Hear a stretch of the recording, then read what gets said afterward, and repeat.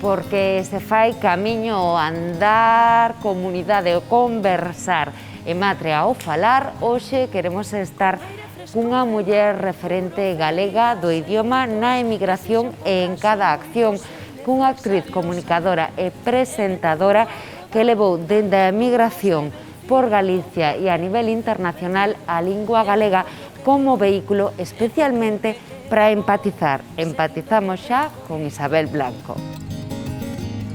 Para seguir camiñando fago noite na esperanza, apóiome nas lembranzas. Esta praza é moi especial porque desde aquí é desde onde meus pais emprenderon ese camiño de Santiago, pero ao revés, máis económico, como todos os emigrantes, menos puntual, pero ese camiño foi fundamental para ser a persoa que hoxe son. Na época de estudiante, aí no Reitrado, traballaba como azafata. O meu primeiro traballo foi aí, no Parador, no Hostal dos Reis Católicos, de intérprete, xusto antes de comezar na tele, cando dei o pregón das festas do Apóstolo aquí, no Pazo de Raxoi. Dixenlle a xente que aquí está a xeografía da miña idiosincrasia, a xeografía da miña lingua. E a miña relación coa lingua non é só coa lingua, é con todo un xeito de ser, é a miña identidade. Dedícome a moitas cousas, maiormente actriz, ás veces presentadora, outras produtora circunstancial. Realmente é máxica a vida porque é moi curioso que grazas ao galego eu entrase na tele e grazas ao suízo alemán no cinema.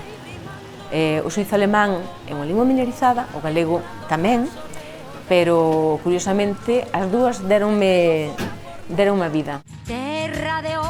Pepe e Lisa, que son os nomes dos meus pais, emigraron desde Santa Comba, primeiro un, despois o outro, e coñeceronse ali, en Suiza. Un encontro moi máxico, o primeiro día que miña nai chegou e baixou do autobús, coa súa maletiña, e meu pai veu e dixo, esa é a muller da miña vida.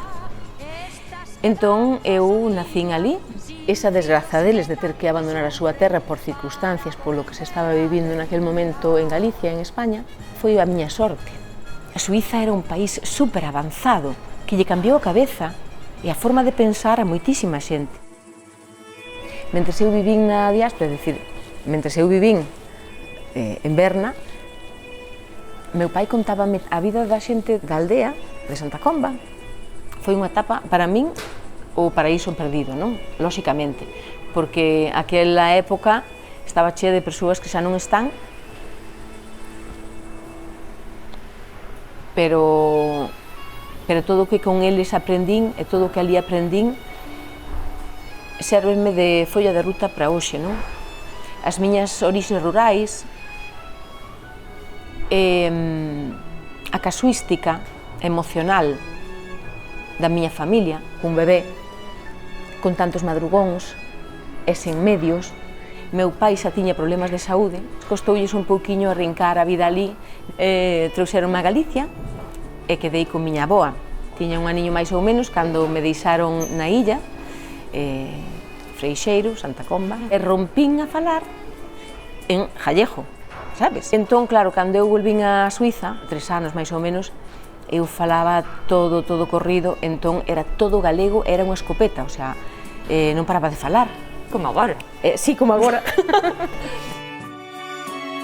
Naquel momento non estaba ben visto falar en galego. Entón, claro, meu pai pasaba apuro, intentaba falarme en castelán, pero cando me había xente falarme en galego, entre meu pai e miña nai falaban sempre en galego, o periplo co galego foi un pouco complicado. Os inicios foron moi difíciles nun país completamente inhóspito por idioma. Claro, eran as clases en suízo alemán e en alemán eu ia á escola española unha vez á semana. Eu dei-me de conta de que non falaba castelán cando cheguei a Coruña, cando era 6 anos, e dixen, eu que falo? Bandoleiras do país. O caso é que para mí estaba escrito que eu tiña que especializarme en idiomas, inglés e alemán, francés, italiano, bueno. Eu estudei traducción e interpretación en Vigo e iso levoume a traballar nas horas libres como azafata e vironme aquí no Hostal dos Reis Católicos e dixeron gustaríache traballar como intérprete para o Hostal dos Reis Católicos, porque sempre hai xente, pois, de moitos lugares do mundo. Gardo uns recordos maravillosos destes inicios, do meu inicio laboral, pero durou moi pouquiño tempo porque xa aí prácticamente entrei na tele. Por qué? Porque o meu galego era un galego falado e mamado. Sabaliña merece. Insuperable. Correcto. Entón, vémonos mañán. Vale. Que tal esas traduccións? Pesadísimas. Se fai favor, cando poida, párame por aí, sí? Io sono Hanna, la proprietaria della pensione. Xa está, aquí queremos que 3 centímetros. Non tan rápido, non capisco tanto a túa fala. Pois aprendíchela moi ben. Teñei un proxecto moi bonito no que a Galicia rural e a Galicia urbana ou de cidade, en vez de daranse as costas, danse a man.